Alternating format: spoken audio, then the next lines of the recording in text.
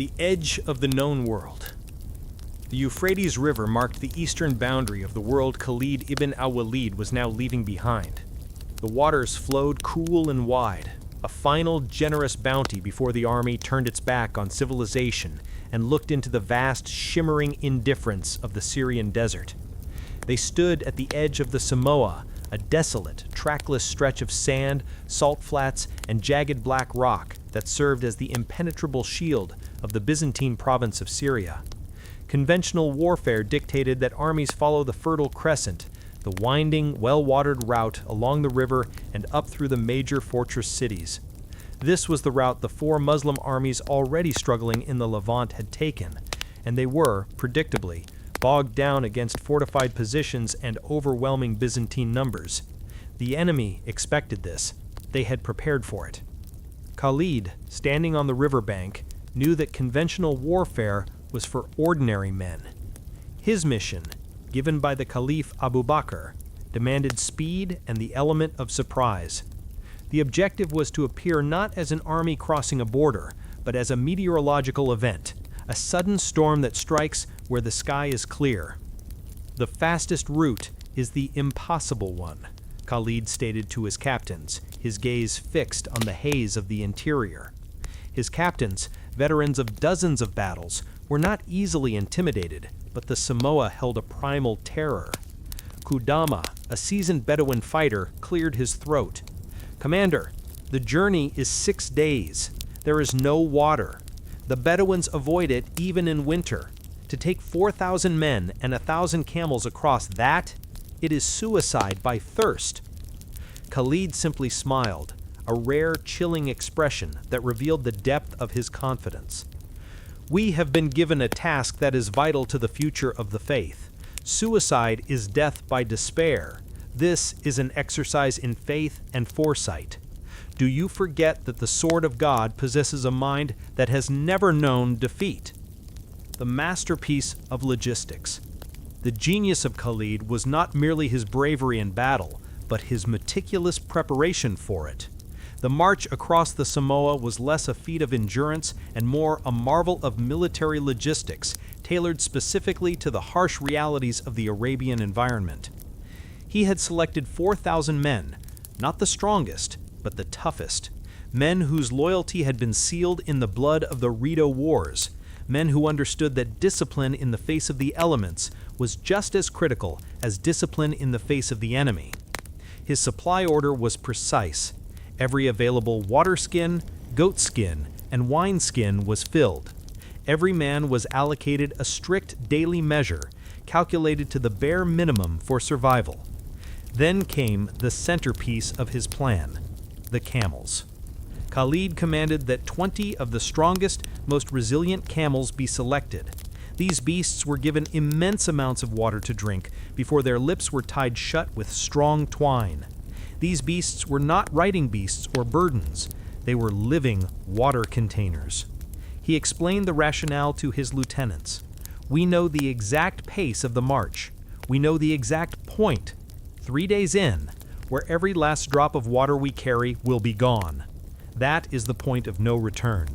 If we turn back, we die of thirst in the long retreat. If we move forward, we face the same fate. But at that point, we will slaughter these 20 reserve camels. We will drink the stored water from their stomachs and use the liquid in their humps. It is an act of desperation made possible by preparation. It is the 6-day journey reduced to 3 days of standard travel and 3 days of calculated risk." The men looked at the camels, then at the vast ochre expanse. It was a brutal, pragmatic calculation, perfectly suited to the commander who had once chosen ruthlessness over mercy for the greater mission. It was a strategy born from the realization that to save 10,000 souls on the other side, one must be prepared to sacrifice 20 beasts in the middle. The trial by sun. The march began under the searing, unforgiving sun. The first day was a psychological trial. Every instinct screamed for them to stay near the river, near the oases. But the column pressed on, guided by Khalid's lead scout, Rafi ibn Umair, a man whose knowledge of the desert trails was almost supernatural. He did not navigate by the sun or stars alone, but by the subtle, almost invisible shifts in the wind, the texture of the sand, and the distant, indistinct forms of mountains. He was the human compass, and Khalid was the unwavering needle pointing west. The soldiers, swaddled in rough woolen robes to guard against the twin evils of heat and cold, settled into the rhythm of the march. The only sounds were the soft pad of the camel's feet, the creak of leather, and the incessant whispered recitation of the Quran. The desert, though hostile, was a place of purity. Distractions of the civilized world, greed, lust, politics, simply evaporated under the oppressive heat. All that remained was God, the mission, and the next painful step. The spiritual discipline of the army was the true counterweight to the physical torment. Unlike the armies of the two great empires they were marching to challenge, these men were not paid conscripts fighting for Caesar or Shah. They were volunteers fighting for a nascent communal ideal. Their faith provided a framework for endurance. The constant awareness of Tawheed, or the oneness of God, lent a profound significance to their suffering. Every agonizing hour of thirst, every blistered foot was a testament to their dedication, earning reward in the eyes of their Creator. By the end of the second day, the last vestiges of familiar geography had vanished. They were in a landscape of endless undulating dunes, occasionally broken by sudden, razor-sharp rock formations. The heat was unbearable, a palpable physical entity that pressed the air out of their lungs. Their water rations were now a source of agony, a few sips that merely moistened the throat before the thirst roared back stronger. The morning of the third day was the breaking point. The sun rose red and swollen, promising a day of pure, unfiltered hell. The last of the communal water was distributed. The skins hung limp and empty on the pack saddles. The column ground to a halt. The 4,000 men, usually vibrant and energetic, now knelt, their heads bowed, looking like statues melting into the sand. Their eyes, though imbued with unwavering faith in their mission, contained a flicker of very human despair. They had trusted their commander, but now the environment had won. A group of officers, their voices dry and rasping, approached Khalid. "Commander, we must turn back now. We can push for 2 days on an empty stomach and maybe find the last well we passed. If we go forward, we will be dust before tomorrow's dawn." Khalid did not waver. He pointed to the 20 camels standing nearby, their lips still bound, their heads drooping under the burden of water stored in their bellies. "The Caliph entrusted the fate of our armies to this path, and I entrusted the journey to God's plan and my preparation. We did not come this far to fail the mission. We have an ocean in the bellies of those beasts. Go, slaughter the first 10, drain every drop." The act was grim and shocking, a necessary sacrifice that underscored the desperation of their situation. The men watched the camels fall, and then the blessed muddy liquid, barely palatable, faintly bitter, was distributed. It was enough. The men drank not just water, but hope. This single audacious act, the foresight to turn an animal into a living canteen, reignited their faith in Khalid's genius. He was a man who transcended the rules of survival. He had stared the desert down and, through sheer calculated will, forced it to yield. The arrival and the reckoning. The next 2 days blurred into a nightmare of constant forward momentum, fueled by the last of the camel water and the iron will of their commander. Khalid did not ride. He walked among the men, pushing, encouraging, reciting verses, forcing them to focus on the task, not the torment. On the morning of the 6th day, Rafi ibn Umayr, riding slightly ahead, let out a raw, hoarse shout. "Water! I see water!" The men, already stumbling in a heat-induced daze, ignored him. The desert was known for mirages that teased the dying. But then Khalid himself gave the command. "Faster! The journey is done. God has granted us our passage."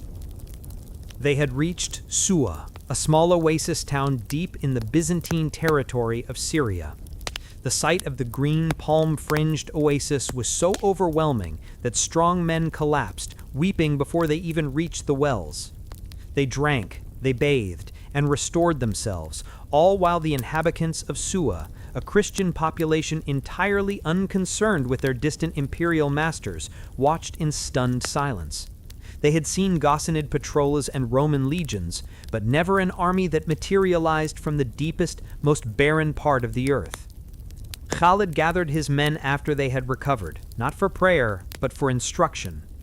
"We are in the land of our enemies, but we have come with a message of guidance and justice," he announced, his gaze sweeping over the now restored faces. "These people of Suwa are Christians. They are protected. You will not touch their crops, you will not harass their women, and you will not take anything from them without payment. Their religion is theirs, and their safety is our sacred duty. We have defeated the desert. Now we must prove we are not barbarians. Our purpose is higher." The message was clear.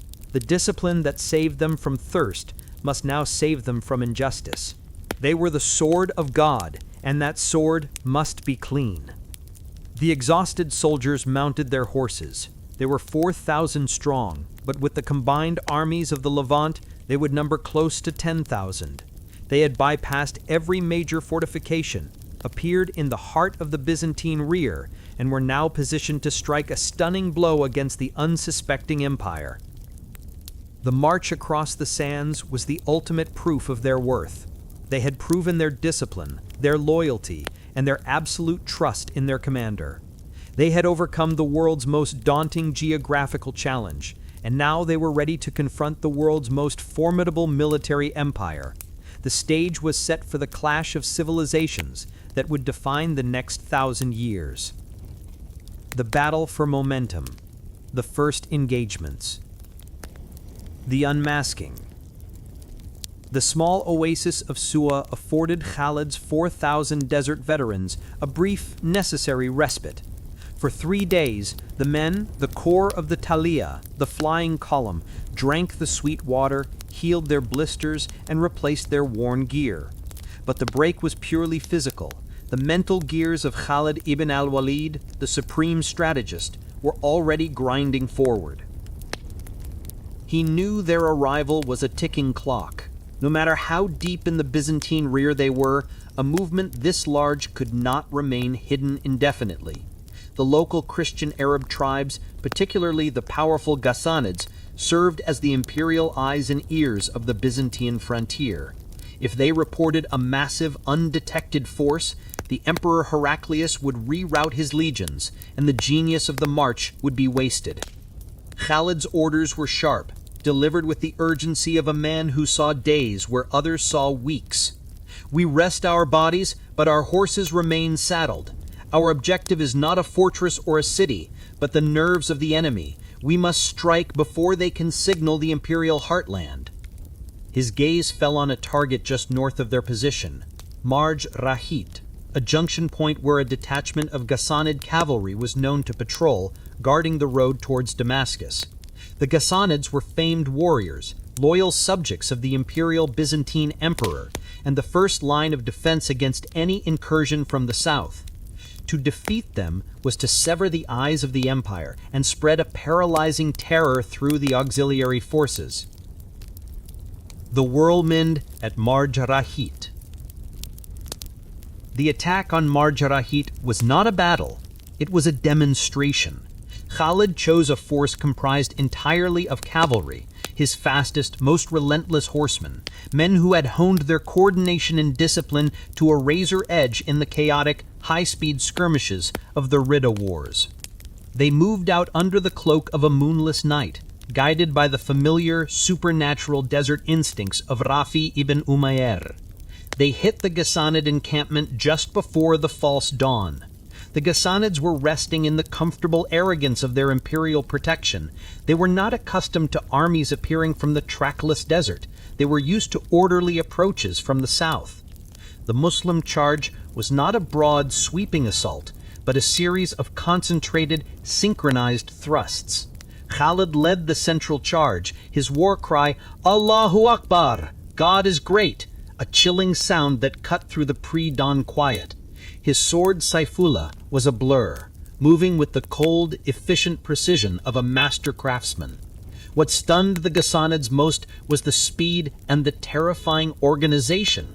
The Muslim horsemen fought as a single, living entity. If a gap appeared in the formation, it was instantly filled. If a man fell, his comrades seamlessly took his place. They had no time to form ranks, no time to mount their full defense, and no time to signal the nearby fortresses. Within an hour, the engagement was over. It was a complete annihilation of the Ghassanid contingent. The speed was the message. It was a psychological masterpiece. The Byzantines, who relied on a predictable, slow-moving military machine, were now facing an opponent that moved like lightning, striking from impossible locations. Word traveled not by official courier, but by terrified, scattering survivors. They didn't report a defeated army. They reported an omen, a ghost army that appeared from the empty quarter. The message was simple: Khalid ibn al-Walid is here. The Council of the Commanders. The immediate stunning victory achieved the critical goal. It bought Khalid the time he needed to travel westward and link up with the 4 struggling Muslim armies already in Syria. These 4 armies, under the command of Abu Ubayyad ibn al-Jarrah, the intended overall commander, Amir ibn al-As, Yazid ibn Abi Sufyan, and Sharhabil ibn Hassana, were near the area of Ajnadain, pinned down and unable to advance against the growing Byzantine resistance. Their situation was precarious, their morale flagging. Khalid rode into the main encampment with his 4,000 men behind him. The sight was electrifying. The existing Muslim soldiers, weary of slow sieges and cautious maneuvers, saw the arrival of the desert-hardened veterans as a divine intervention. The commanders, however, reacted with a mixture of relief and professional pride. Khalid was the best general, but Abu Ubayyad was a respected elder and a close companion of the Prophet, known for his humility and piety. The question of command was immediate. Abu Ubayyad, a man whose gentle nature belied an immense resolve, was the first to address the situation in the central tent. "Welcome, O sword of God! Your arrival is a boon from the Almighty." Khalid, never one for diplomacy, cut straight to the point. "We have no time for pleasantries, Commander. The enemy knows of our presence. We must unify our strategy. Who leads?" The atmosphere thickened. Khalid held the letter from the Caliph Abu Bakr, giving him ultimate authority, but tradition and respect for seniority were strong. Abu Ubayyad, demonstrating the profound spiritual maturity that defined the early Muslim leadership, ended the tension immediately. He stood and extended his hand. "The Caliph sent you to command, and I submit to the wisdom of the Caliph and the will of God. We are all soldiers of the faith. You are the general, O Khalid. Command us." This moment was critical. Unlike the squabbling generals of the Byzantine court, the Muslim commanders submitted their personal ambition to the greater cause. Khalid's authority was affirmed not by his ruthlessness, but by the humility and unified purpose of his peers. Khalid accepted the mantle without fanfare. His first order was simple: consolidate. No more isolated armies. The 10,000 Muslims would now move and fight as one unified, relentless force.